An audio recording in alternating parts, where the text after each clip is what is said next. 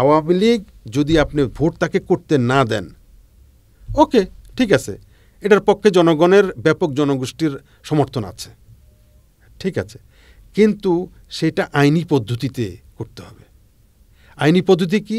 সে যতটুকু ক্রাইম করছে ততটুকু ক্রাইম দিয়ে তাকে শাস্তি দিতে হবে। তাহলে কারণ রাজনৈতিক দল তো এরকম নয় যে আপনি তাকে এক ফুৎকার দিকে উড়াই দিবেন।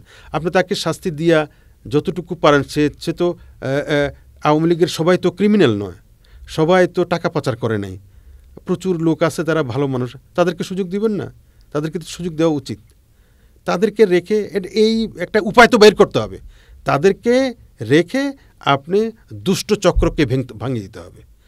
আওয়ামী লীগের যে দুষ্ট চক্র সেটা যদি ভাঙিয়ে দিতে পারেন, সেটার প্রতি জনগণের রায় যেটাই বলেন না কেন আছে বলে আমি মনে করি। আওয়ামী লীগ যখন ক্ষমতায় ছিল বিরোধী দলকে তারা তো এইভাবে নিপীড়ন করেছে। বিরোধী দলকে নিপীড়ন তো করছে, এটা আমাদের দেশের রাজনৈতিক কালচার।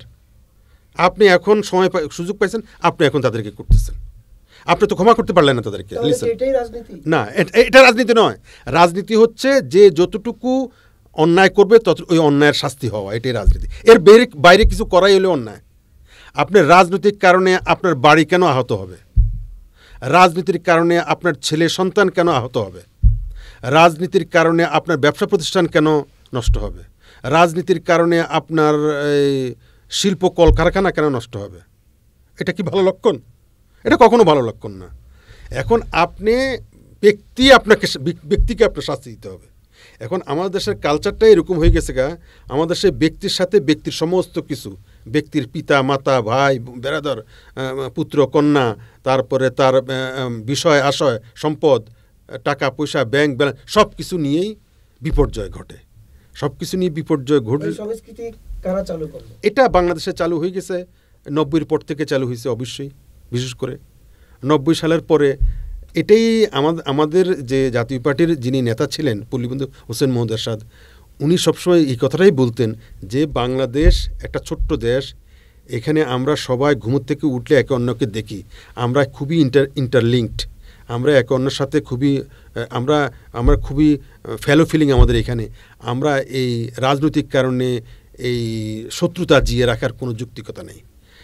আমরা রাজনৈতিক কারণে সরকার পতন হওয়া, ভোটাধিকার ছাড়া, গণতন্ত্র ছাড়া, মানে ভোট ছাড়া সরকারের পরিবর্তন হওয়া মানে এরকম বিশৃঙ্খলা করা, ঠিক আছে? এটা উনি পছন্দ করতেন না।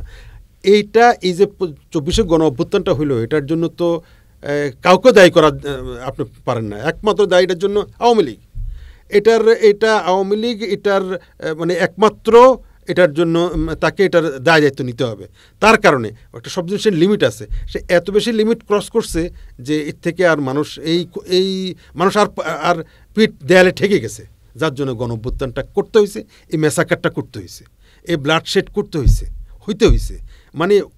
মানে কি এই ব্লাডশেডের প্রশ্রয় দিতে হয়েছে। কী কারণে? যে তারা সীমা লঙ্ঘন করে গেছে। একটা গণ অভ্যুত্থান মানে কি? একটা বিপ্লব মানে কি? একটা বিপ্লব মানে প্রচুর ক্ষয়ক্ষতি, আর্থিক ক্ষতি, শারীরিক ক্ষতি, মানসিক ক্ষতি, একটা জেনারেশনের ক্ষতি।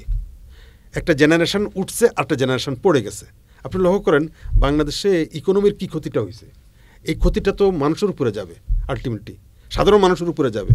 আপনি প্রচুর লোকের টাকা পয়সা হয় বিদেশে চলে গেছে আগেও টাকা পাচার হয়েছে, এরপরও এসব দুষ্ট লোকেরা সব টাকা নিয়ে চলে গেছে না, এখনও চলে যাচ্ছে। তো ক্ষতিটা কারোর দেশের হয়েছে।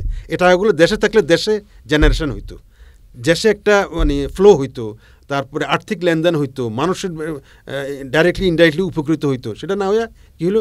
সুতরাং এই সমস্ত বিপর্যয়ের জন্য দায়ী আওয়ামী লীগে। আপনার যে প্রশ্নটা আপনি করতে চাচ্ছেন, সেই প্রশ্নটা হচ্ছে যে আওয়ামী লীগ যদি আপনি ভোট তাকে করতে না দেন, ওকে ঠিক আছে, এটার পক্ষে জনগণের ব্যাপক জনগোষ্ঠীর সমর্থন আছে, ঠিক আছে, কিন্তু সেটা আইনি পদ্ধতিতে করতে হবে।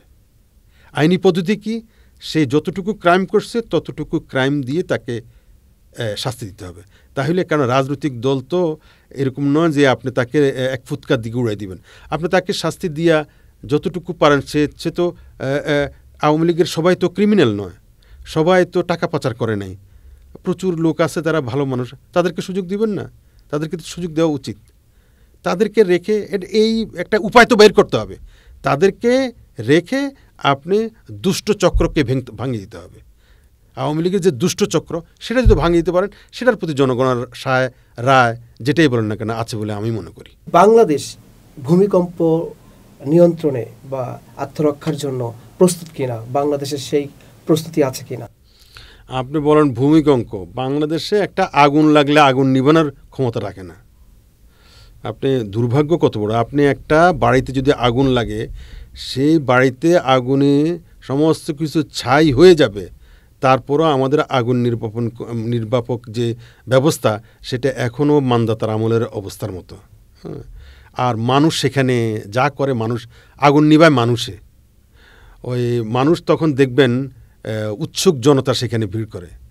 আগুন লাগছে, আগুন লাগার নিভাবে যারা আগুন নির্বাপক টিম আছে তারা, এখন সেখানে দেখবেন মানুষের হুড়াহুড়ি।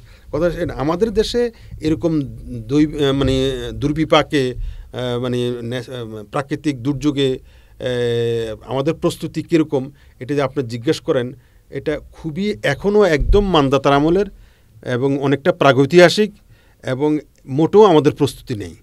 আমাদের প্রস্তুতি হচ্ছে একমাত্র আল্লাহ ভরসা। আল্লাহ যদি আমাদেরকে রক্ষা করে তাহলে আমরা রক্ষা, না হলে বন্দা রক্ষা করার মতো এখানে কোনো ব্যবস্থা অন্তত কোনো সরকার করতে পারছে বলে আমার মনে হয় না। আপনি দেখেন না, আমাদের এই যে ঢাকা শহরে বা বিভিন্ন জায়গাতে যে বারবার কতগুলো আগুন লাগার ঘটনা ঘটছে, একটা আগুন লাগার ঘটনা কি কি কারণে ঘটছে আপনি এখন পর্যন্ত দেখতে পাচ্ছেন যে সেটা বন্ধ করতে পারছে? আপনি পুরান শহরে যে গুদামে, মেডিসিনের গুদামে আগুন লাগছে কি কারণে, আপনি মেডিসিনের গুদাম এখান থেকে সরাতে পারেন না। এটা পারেন না কি কারণে জানেন? একটা ভেস্টেড গ্রুপ ওখানে আছে, ওরা যায়, দেখেন যে ওরা টাকা পয়সা দিয়ে এটা ম্যানেজ করে ফেলায়, এবং তারা এমনভাবে রিপোর্ট তৈরি করে যে এখানে এমনভাবে একটা রিপোর্ট তৈরি করে সরকারের কর্তা মহলকে বায়াস করে, ইনফ্লুয়েন্স করে যে না এটা না সরালেও চলবে, বছরে একবার কবে না কবে আগুন লাগে, হ্যাঁ, তখন ক্ষতি হলে যা ক্ষতি হবে তার চাইতে বেশি ক্ষতি হবে এখান থেকে এদেরকে এইটা সরায় নিয়ে যাওয়াটা। মানে কোনো একটা এমন একটা সুতা তৈরি করে, এমন একটা কজ বা এমন একটা ব্যবস্থা রিপোর্ট তৈরি করে যে রিপোর্ট তখন আর এটাকে সরায় নেওয়ার, এই গুদাম অন্য জায়গাতে সরায় নেওয়ার অবস্থা থাকে না।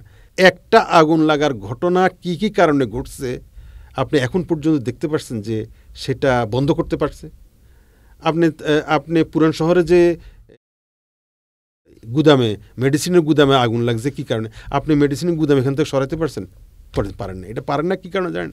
একটা ভেস্টেড গ্রুপ ওখানে আছে, ওরা যায়, দেখেন যে ওরা টাকা পয়সা দিয়ে এটা ম্যানেজ করে ফেলায়, এবং তারা এমনভাবে রিপোর্ট তৈরি করে যে এখানে এমনভাবে একটা রিপোর্ট তৈরি করে সরকারের কর্তা মহলকে বায়াস করে, ইনফ্লুয়েন্স করে যে না এটা না সরালেও চলবে, বছরে একবার কবে না কবে আগুন লাগে, হ্যাঁ, তখন ক্ষতি হলে যা ক্ষতি হবে তার চাইতে বেশি ক্ষতি হবে এখান থেকে এদেরকে এইটা সরায় নিয়ে যাওয়াটা। মানে কোনো একটা এমন একটা সুতা তৈরি করে, এমন একটা কজ বা এমন একটা ব্যবস্থা রিপোর্ট তৈরি করে যে রিপোর্ট তখন আর এটাকে সরায় নেওয়ার, এই গুদাম অন্য জায়গাতে সরায় নেওয়ার অবস্থা থাকে না। মোট কথা হচ্ছে সিদ্ধান্তটা যে কোনো সিদ্ধান্ত নেওয়ার একটা বৈজ্ঞানিক ভিত্তি থাকতে হবে। সেই ভিত্তি থাকলে বাস, আর কোনো কথা দরকার নেই। এখানে জনবসতিপূর্ণ এলাকাতে কোনো মেডিসিনের বা কোনো ড্রাগসের, কোনো ধার্য পদার্থের গুদাম থাকতে পারবে না, কথা শেষ।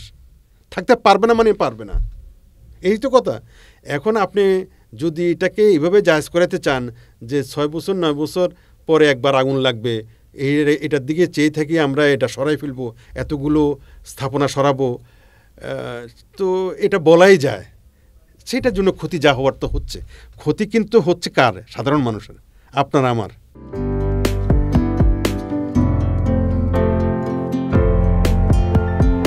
পহেলা জানুয়ারি 2025 ইউটিউব জার্নালিজমের অগ্রদূত changetv.press 6 বছর পেরিয়ে পা রাখল গর্বিত আমি অত্যন্ত আনন্দিত হলাম যে চেঞ্জ টিভি আগামী কয়েকদিনের মধ্যেই 6 বছর পূর্ণ করবে। হাঁটি হাঁটি পা পা করে চলা শুরু করে এখন সে বেশ দৌড়াদৌড়ি করছে বলা যেতে পারে। ও নামটাও অত্যন্ত বলবো যে সিগনিফিক্যান্ট, যে চেঞ্জ, এই গণঅভ্যুত্থান কিন্তু চেঞ্জ চেয়েছে। সেই হিসেবে তোমার টেলিভিশনে তোমার এই চ্যানেলের নামের একটা যথেষ্ট মিল পাওয়া যায়। আমার প্রত্যাশা যে এই গণঅভ্যুত্থানের যে প্রত্যাশা, যে আশা আকাঙ্ক্ষা, চেঞ্জ টিভি সেটিকে এগিয়ে নিয়ে যাবে। তোমাকে শুভেচ্ছা। চেঞ্জ টিভি যারা সম্পৃক্ত আছেন, যারা কর্মী আছেন, সামনে পেছনে সকলকে আমার শুভেচ্ছা।